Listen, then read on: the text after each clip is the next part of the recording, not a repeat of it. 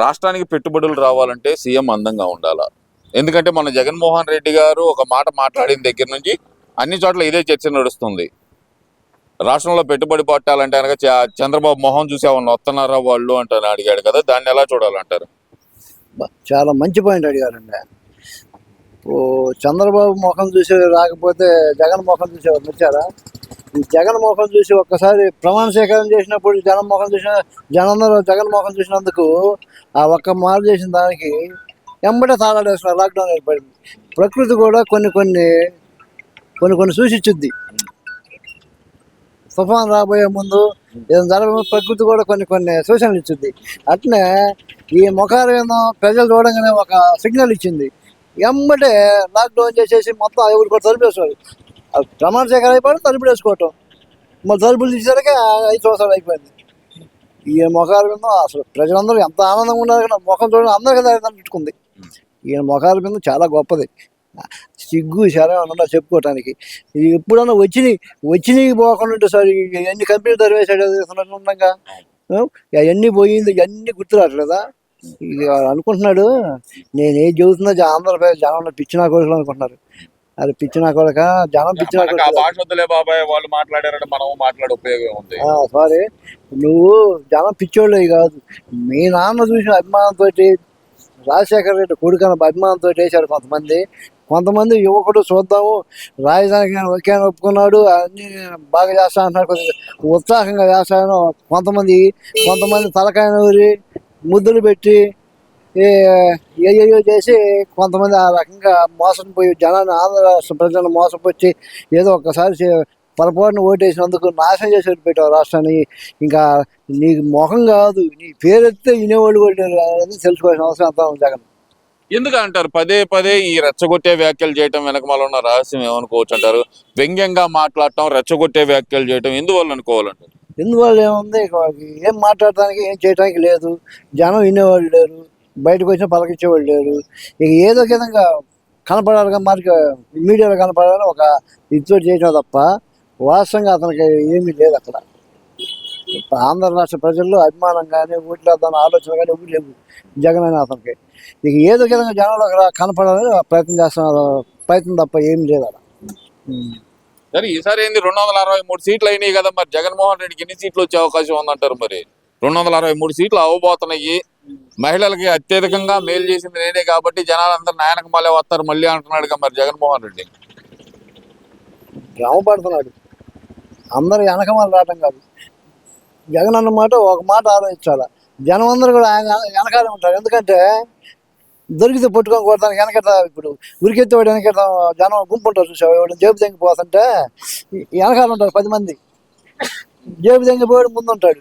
ఆ టైపుగా కనపడతారని పట్టుకొని తందా అనుకుంటారు తప్ప ఓట్లు వేద్దాం అభిమానంతో పార్టీ మీద ఉండరు, ఎవరు ఉండరు. వెనకుంటారు. జేబు తెంగిపోయాడు వెనక 20 మంది ఉండొచ్చు, 30 మంది ఉండొచ్చు కర్రలు చూసుకొని కొడతానికి. అట్నే ఈయన కూడా ఆ విధంగా అనుకుంటాల్సింది తప్ప అభిమానంతో ఉండేవాళ్ళు ఎవరు లేరు. అంటే ఇక్కడ ఎందుకంటారు పదే పదే ఇక్కడ జగన్మోహన్ రెడ్డి గారు రెచ్చగొట్టే వ్యాఖ్యలు సరే ఇవన్నీ ఆయన రెగ్యులర్ గా చేస్తుంది. ఎందుకంటారు ఇప్పుడు ప్రత్యేకించి రెచ్చగొట్టే వ్యాఖ్యలు చేయటం? ఏం లేదు అలా గవర్నమెంట్ ప్రతి ఒక్క కార్యక్రమం సక్రమంగా చేసుకుంటూ పోతుంది. ఎవరు ఏం మాట్లాడక ఆక్షేపం లేకుండా పేదలకు అన్న క్యాంటీన్ పెట్టేశారు. మహిళలకి ఫ్రీ బస్ ఇచ్చేశారు. మరి గ్యాస్ సిలిండర్లు ఇచ్చేశారు. వాళ్ళు చెప్పిన కార్యక్రమాన్ని పూర్తిగా చేసేసి ఇంకా అదనంగా కూడా చేస్తా రాజధాని దివ్యమానంగా దాన్ని అభివృద్ధి చేస్తూ ఉన్నారు. ఇక ఏం మాట్లాడడానికి ఏమీ లేదు. ఏదో ఒకటి మాట్లాడకపోతే మరి జనంలో మర్చిపోతామన్న భయంతో మాట్లాడటం తప్ప వాస్తవంగా వ్యతిరేకమైనటువంటి మాటలు ప్రజలకు అనుకూలంగా చేయకపోతే ప్రభుత్వం మాట్లాడుతున్నటువంటి మాటలు ఏమీ లేవు అక్కడ. ప్రజలందరూ గమనిస్తూ ఉన్నారు. ఇప్పటికన్నా జ్ఞానం బుద్ధి జ్ఞానంతో ఆలోచించి మాట్లాడితే కనీసంగా ఓట్లు అయిపోయినా మాజీ సీఎం అని గౌరవంగా చెప్పుకుంటారు. లేకపోతే ఇంకా నీచంగా మాట్లాడుకుంటా అని చెప్పి ఈ సందర్భంగా తెలియజేస్తాం. మొన్న ఉగాది సందర్భంగా నారా భువనేశ్వర్ గారు కనపడలేరు, ఎక్కడైనా పాలు పితకడానికి వెళ్ళారా అని చెప్పి మాట్లాడిన రోజా గారు మరి నిన్న శ్రీరామనవమి సందర్భంగా వాళ్ళ పార్టీ ఆఫీసులో తలసల రఘురాం ఫ్యామిలీ కూర్చొని అక్కడ పూజ చేయటం. ఎక్కడికి వెళ్ళారంటారు వైఎస్ జగన్మోహన్ రెడ్డి, వైఎస్ భారతి గారు? మరి నిన్న శ్రీరామనవమి వేడుకల్లో ఎందుకని పాల్గొనలేదంటారు? వాళ్ళు నోటికి ఎదుటి మాట్లాడతారు. సిగ్గుచారం ఏముంది మాట్లాడే మాట? జనం వింటున్నారు, జనం నవ్వుకుంటారు అన్న జ్ఞానం లేదు. ఆ? వాళ్ళు ఆడికని పోతారు, అసలు ఏమైనా చేస్తారు. కానీ ఇది దొంగడు ఉన్నాడు, ఏమైనా చేస్తారు, తర్వాత వచ్చి ఒక్క మాట అంటే నాకు తెలియదు అంటాడు. అటువంటి భావంతో ఉండదు తప్ప ఏమీ లేదు. వాళ్ళు దేనికి పనికిరాదు, జనంలో లేరు, ఇక ఎక్కడో లేరు. ఎందుకు ఏం చేసినా, ఏదైనా మాట్లాడినా, ఏదైనా చేసినా ఉపయోగం ఉంది. ఇక జనం అందరూ తీసేసుకుంటారు. ఎవడో వాడు సాగుపోతాడు, వాడు వచ్చే మందుకి ప్రారంభపడడానికి కూడా కొంత కళాకారులు ఉంటే ఉండొచ్చు. కానీ వాస్తవంగా నిజమైన ప్రజానీకం లబ్ధిదారులు ఎవ్వరు కూడా వాళ్ళ గురించి అంటే ఈ ఆలోచించేవాడు. రోజా ఎందుకంటారు ఆ టైంలో రెచ్చగొట్టే వ్యాఖ్యలు ఎందుకు చేసిందంటారు అసలుకి? చదువుతుండే ఏదైనా చేస్తుంది. ఇప్పుడు బయటకు వచ్చి ఏదైనా మాట్లాడుద్ది. ఇప్పుడు కుక్క ఉంది, పిచ్చెక్కిన తర్వాత ఏం చేసేది, ఏదైనా మాట్లాడి అరుచుద్ది. యజమాని చూసిన అరుచుద్ది, అన్నం పెట్టిన కూడా అరుచుద్ది. అవును. అదేంటంటే దానికి మైండ్ సెట్ లేకపోవటం. అట్నే ఒక రకమైనటువంటి పిచ్చిలో ఉన్నారు వాళ్ళు. ఏం మాట్లాడుతున్నారు వాళ్ళకి తెలియట్లేదు. నిజంగా జ్ఞానం కలిగి ఉంటే, నిజమైన ఆరోగ్యంగా ఆలోచన కలిగిన శక్తిని మాట్లాడే మాటలు ఇవి కాదు. పిచ్చెక్కిన కుక్క ఏమైనా వచ్చింది, అసలు అన్నం పెడతాను పోయినా కూడా ఖర్చుద్ది. ఉం. అటువంటి పిచ్చిలో ఉన్నారు వీళ్ళు. పిచ్చనాకు అది. అంటే ఈ జగన్మోహన్ రెడ్డి గారు కూడా ఈ బాడీ షేమింగ్ చేయటం కానీ, లేదంటే గనక మనుషులను ఎగతాళి చేయటం కానీ అసలు ఎలా చూడాలంటారు? ఆ మొఖాలు చూసి ఎవరైనా వస్తారా పెట్టుబడి పెట్టడానికి కానీ మాట్లాడటం కానీ, నేనే తెచ్చాను అన్ని అని చెప్పుకోవటం కానీ ఎలా చూడాలంటారు? జగన్మోహన్ రెడ్డి అన్ని తెచ్చాయని చెప్పుకోవటం కాడికి కూడా ఇంకా కొన్ని తెచ్చుకుంటే పోయేది. రాముడు వారికి రామసేతు కట్టినప్పుడు నేను ముందున్నాను. మరి ఇట్లాంటివి కూడా కొన్ని చెప్పుకుంటే బాగుండేది. రాముడు వారికి బాణం వేయడం నేర్పింది నేనే, ఇటువంటివి కూడా చేస్తే బాగుండేది. ఇంకా చూతారేమో ఏ కంపెనీ మేము తెచ్చామని చెప్పారండి మరి.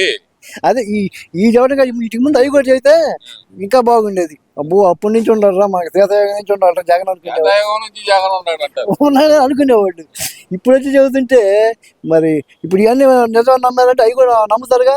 మరి అవి ఎందుకు చెప్పట్లేదని వాళ్ళు బాధపడుతున్నారు అన్నమాట. అవి కూడా చెప్పాలంటారు అయితే. అవి కూడా చెప్పాలని నేను కూడా కోరుకుంటున్నాను. ఎందుకంటే జగన్ శీతయాగం నుంచి భారతదేశంలో ఉన్నారా అని చెప్పుకుంటారు.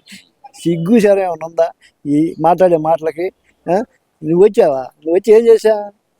అన్ని నేనే చేశాను. ఏదో పనులన్నీ చేసింది జగనే. జనానికి నాశనం రాష్ట్రం నాశనం చేసే పనులన్నీ చేసిన జగనే. మరి రాష్ట్రం రాజధాని లేకుండా చేసిన జగనే. మరి పేదవాళ్ళకి పనులు లేకుండా చేసిన జగనే.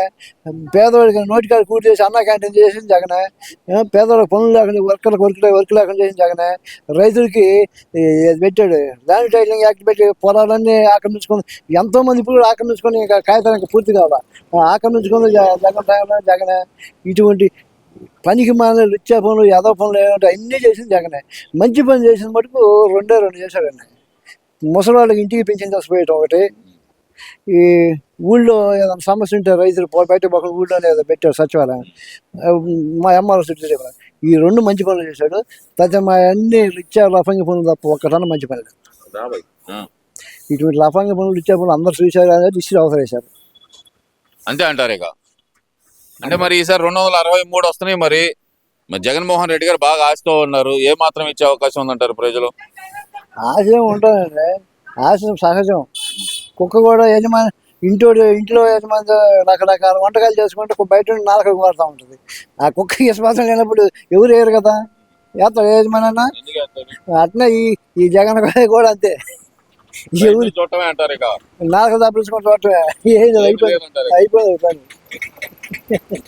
అవునా కదా.